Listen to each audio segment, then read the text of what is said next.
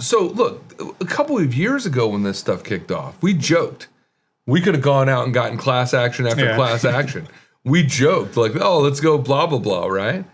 But there are people legitimately out there looking for these violations. Probably, like, the more that this gets into the street, like the marketplace, and people see it, the plaintiff's bar is going to start to see some of this stuff. I think we're going to see an uptick, just like we see it with the ADA attorneys. They go and look for ADA violations, or because there's no written contract with an arbitration provision between the restaurant and the person ordering. Right. Like it's a problem, right? It is a problem.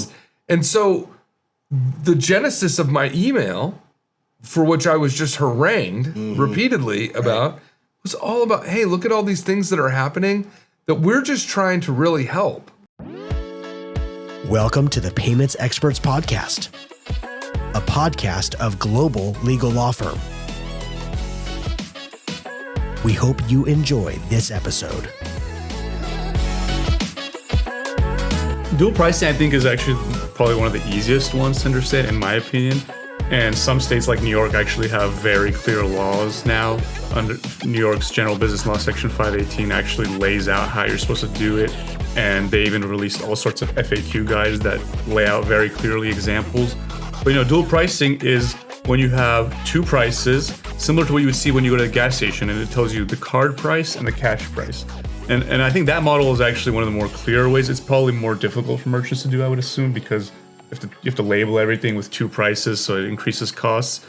But dual pricing just effectively lists two prices: the credit card price and the cash price. And that, in my opinion, the reason it works so well when it's done right is that there's not really room for ambiguity.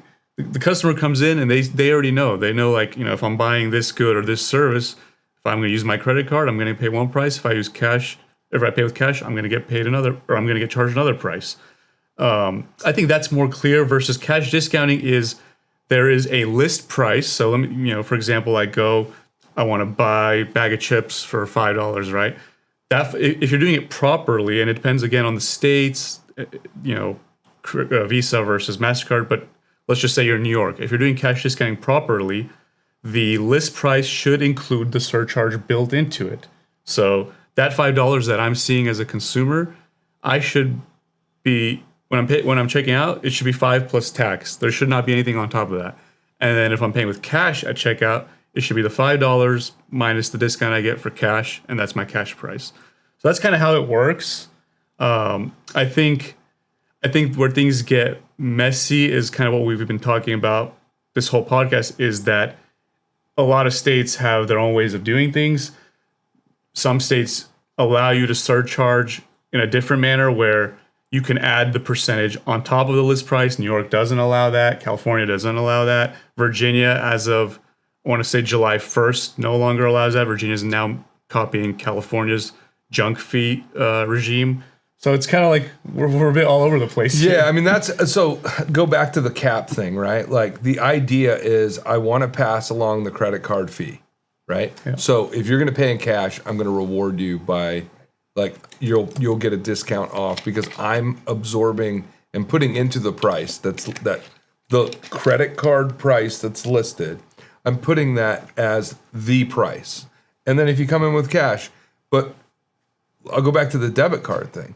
The intention, if you go look at states that have laws like New Jersey and Colorado, the intention is to pass along the actual cost of the processing. Yeah. Can't be more than that. And it can't be more than that, right? Yeah, so if my credit card effective rate, looking at my transactions, is over 3% and I'm only getting 3%, but then I'm hitting debit card rates that are lower, but I've got them, raising up to the level, am I truly passing on the cost, right? I mean, I'm not a mathematician, but I could see how that wouldn't be a straight 3%, right? I mean, so there's compliance with the card brands, but then you could be a great salesperson, be fully in tune with all of this stuff, tell a merchant how to be compliant with the card brands, and still be violating state law, depending on what state you're in. That's wild. Yeah, the fact that there's not any standardization among these things, because look, I don't know much about POS systems from the internal side. can they automate it to recognize the Visa versus the MasterCard, charge something different? I mean, You would think so. You would think so. they're see trying why. to make this simple, but it's just in reality, it's not simple. I don't right? see why there can't be some sort of software that diverts the transaction to the right card brand, depending on. Well, I would think that it's available, but it's got to be a sophisticated piece of software that has application to a provider that's going straight back to the card brands to really even know. Like, I don't know what all that entails. Yeah. Yeah, because in that infrastructure, I'm not really sure if that's super burdensome, like, or if that's easy to code out to. Like, I don't really know, but look, there's just all sorts of. I mean, besides at least in my opinion, that the fines don't necessarily, the amount of the fines and the one size fit all aspect to it doesn't really, it creates a greater penalty to smaller mom and pop stores that they might only do $10,000 in sales in a month, and $5,000 now has to be hit from a Visa fine, right? Like, that's why I see agents and ISOs shouldering some of these things and trying to find compliance as the solution, right? Like, this person, I'll shoulder their fine, but maybe I'll be able to now really have a true compliant program by addressing this fine and figuring out how do we do it better from here, right? Like, and we're also even seeing some clients just recently yesterday who are in the position where they actually now have to change their strategies because they might not be able to shoulder these costs anymore. Yeah. Because it's just getting so burdensome. They're gonna lose. Like, they'll lose merchants, and then we go into the next one. As that merchant goes on to the next provider, do we scrub them for a fine? Right. Yeah, Like, exactly. you know, Which goes like- back to your previous issue. Yeah. Right. And I've got a question for you. Sure, yeah. Because it's to your example. The classic example everybody understands. You go to the gas station. You, as you were saying, Leo, you see the card price and the cash price. Here's my question for you. Debit card. not considered cash. See, so what is it considered? But here's the crazy part: the debit card is the cost of the debit transaction is inherently lower because it is inherently less risky. So when I put in my PIN number at the pump, right, I have the physical card, I have the code attached to it, right?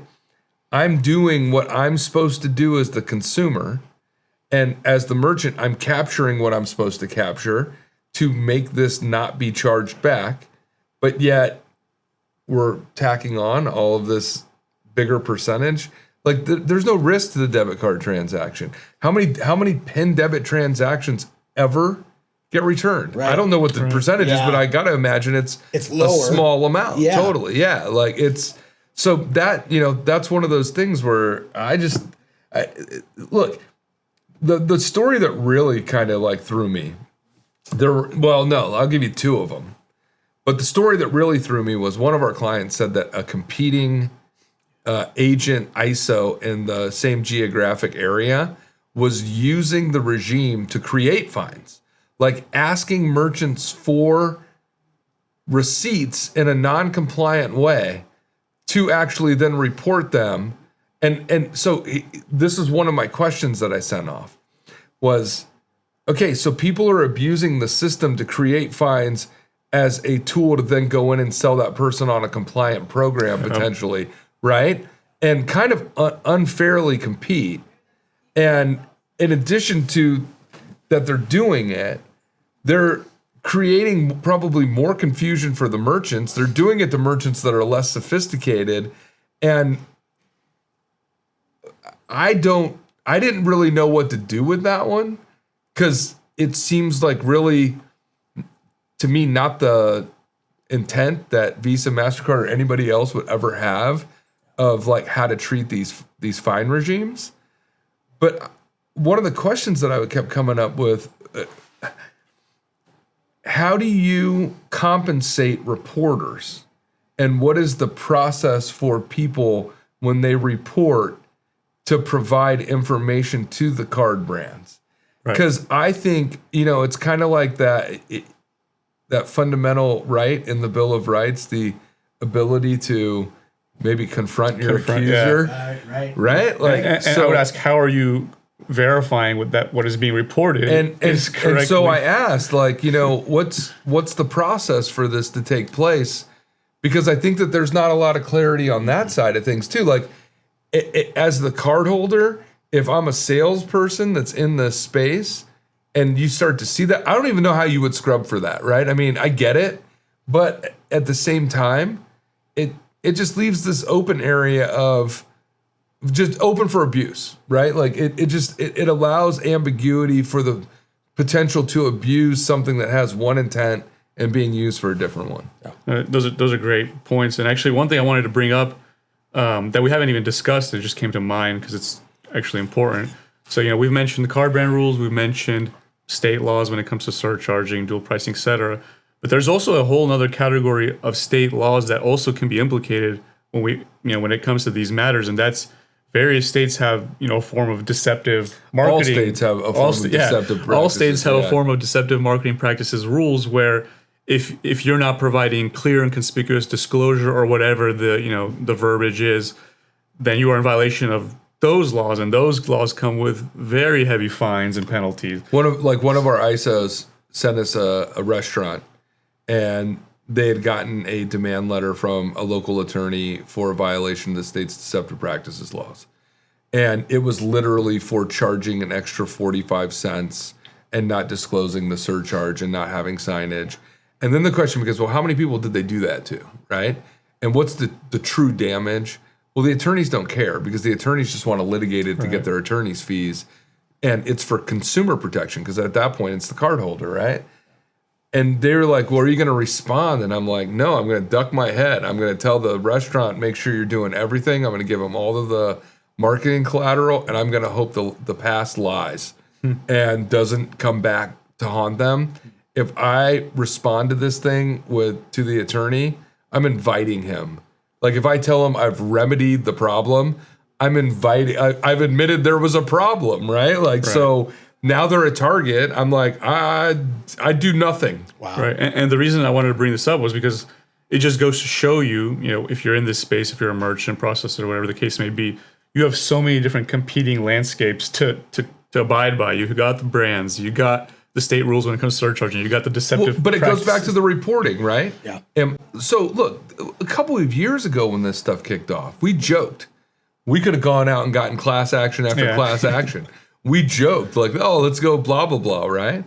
But there are people legitimately out there looking for these violations. Probably, like, the more that this gets into the street, like the marketplace, and people see it, the plaintiff's bar is going to start to see some of this stuff. I think we're going to see an uptick, just like we see it with the ADA attorneys. They go and look for ADA violations, or because there's no written contract with an arbitration provision between the restaurant and the person ordering. Right. Right? Like it's a problem, right? And so the genesis of my email, for which I was just harangued repeatedly about, was all about, hey, look at all these things that are happening that we're just trying to really help.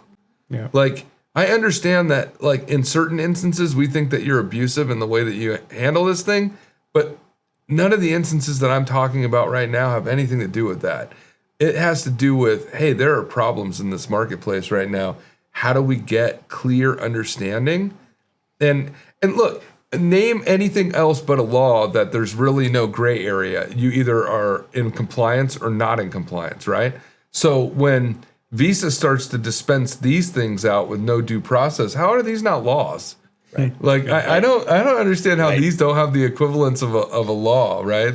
With the power of Visa, the virtual monopoly. The power is I don't even want to tell you that I have a problem because I'm afraid of your reprisal. Yeah. Whether that's real or not, that's what's happening. Yeah. I mean, these are real world case studies. We're not just coming up with hypothetical scenarios that haven't people happened. call us almost every single day. Almost every day we're dealing and with if this. you would think that if they really cared about compliance with their rules, at a certain point in time, it looks like money generation. Right? Like, I can't see it any other way because the fines, they don't, like, if they really truly wanted compliance, they would probably have a fine regime that was policed with the reporters. And there was, like, again, like, there's so much that's opaque that you just can't see through it. Like, you don't know what's going on at all. It makes me think, gentlemen, of Wall Street. right? You guys remember, the 2008 housing crisis and that great book by Michael Lewis, Short. The Big Short, right? It almost has that. It smells almost like that, where they want to do what they're doing behind that opaque barrier, which is just leave us alone and do what we say. And when people reach out legitimately to say, well, what is it we're supposed to do?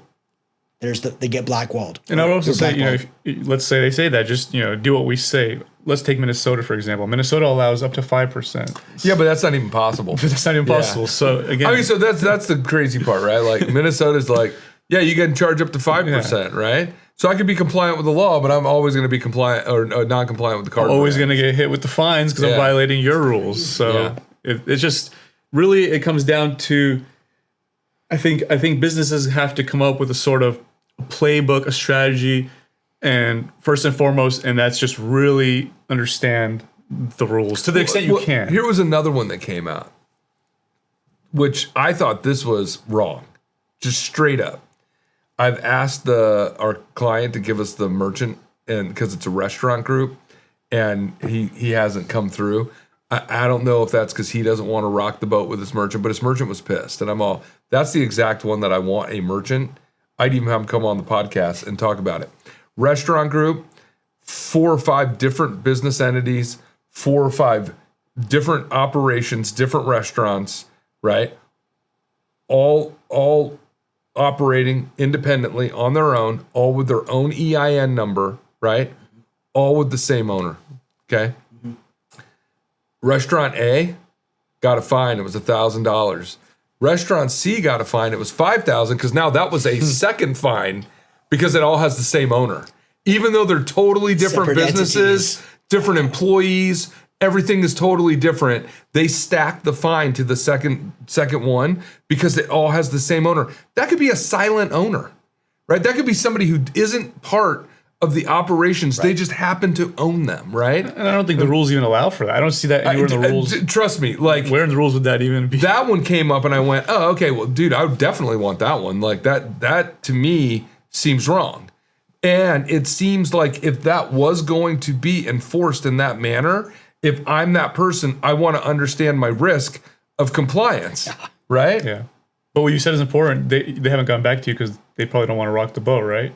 I don't think any merchant or any agent wants to shine a spotlight on its merchants and their business practices. Yeah. It's easier for everybody to duck and cover and hope they don't get discovered that they're doing something wrong because they don't know how to do it right. Yeah. Yeah. So I think Chris, I guess to close things out, how would you say is the best way forward? Look, guys like us, whether it's our firm or somebody else, like somebody who actually has real world examples of what's happening, it's just an open conversation of what's a bright line and what's not, and just to be aware of it all. And however much you can fill the gaps with your own operations to have like some sort of check and balance for now until there's an actual dialogue that's able to be had. That's what we do. Yeah. Just to add on to that. Yeah. I would say, if you're a merchant out there who's listening, watching the podcast, or processor, whatever the case may be, an agent, we deal with this on an almost daily basis. We dive very deep into every rule, whether it's the card brand rules, state rules, whatever the case may be. We're going in, we're updating our internal white papers on an almost monthly basis now. It started off quarterly and now it's almost monthly because there's just so many things at play. So if you're out there, you need guidance, I just say reach out to us. I would also say this to everybody who's participating in this community: if you have a story of the application of justice that doesn't seem just in this regime and you want to share it with us, reach out because we'll put it on the podcast. Like if I verify it, I'm just going to keep talking about all these problems, and maybe squeaky wheel gets the oil, or maybe I get all of my credit card shut off. I have no idea. Chris wakes up and can't use any of his We'll see where things go, but cash. Let's get an Amex card quick. Yeah, exactly. Or maybe I start to actually go to Venmo. I've never used it, but Well, gentlemen, this was a really, really interesting conversation. I think it brings to light a lot of things that I think a lot of people might think about, a lot of merchants, as we talked about today, they're dealing with it on a real world basis, but people don't know what to do. And I know this might sound a little self-serving, but they need guidance. This firm does this every day. It is self-serving, but I'll tell you what, man, we don't, like, the whole reason for the podcast is to spread the information, and we can help. It's a lot of information. It's a lot to cover. Like, it's stuff that we're in every single day. Right. So yeah, it's much easier to come to us. Like, could I figure out how to change my toilet? Yes. I'm going to probably call somebody to do it for me because it's a better use of my time to not be doing that. Yeah. And just remember, the fines are so significant. You want to get compliant before you reach that. Exactly. That point. Like, this is one of those things where it's going to be really you got to come up expensive. with $5,000 or 25 grand. It's a bite for people. And at the end of the day, if you're going to participate in this scheme, you have to follow the rules, whatever those may be. That's why I do believe that the podcast is to share the information. If you guys have instances where you're like, we didn't know what to do or blah, blah, blah, we just want to get them out there. Yeah. I mean, more than anything. Yeah, it's self-serving. If you got a pretty big operation and you don't want to shoulder like significant costs potentially, call us. We'll help. Yeah, because I'm of the mindset of preventing problems before they occur to the extent you can. You can't prevent every problem, but if you can, why not get ahead of it before it gets out of hand? 100%. Well, you guys, thank you so much for sharing your expertise with us and our audience today. Thank you for listening this long to the Payments Experts Podcast, a podcast of Global Legal Law Firm. We've had in studio today our founding and managing partner, Christopher Dryden, as well as Leo Arzamanian, one of our transactional associate attorneys. It was a great one, gentlemen. We'll see you on the next one. Bye-bye. Thanks. Thank you for listening to this episode of the Payments Experts Podcast, a podcast of Global Legal Law Firm. Visit us online today at globallegallawfirm.com. Matters discussed are all opinions and do not constitute legal advice. All events or likeness to real people and events is a coincidence.